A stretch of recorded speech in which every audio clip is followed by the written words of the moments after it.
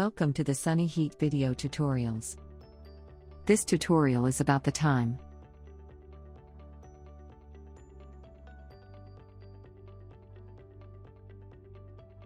Where can I find the current time?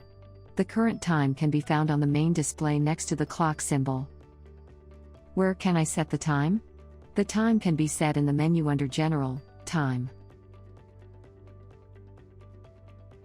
How can I set the time? Hours or minutes can be selected with the tap on the desired value. The active value is marked with an arrow. The time can be set up with the plus button or down with the minus button.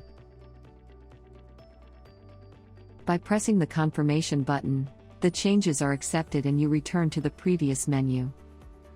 If you press the back button instead of the confirmation button, you return to the previous menu without saving the changes. Pressing the back button several times takes you back to the main display.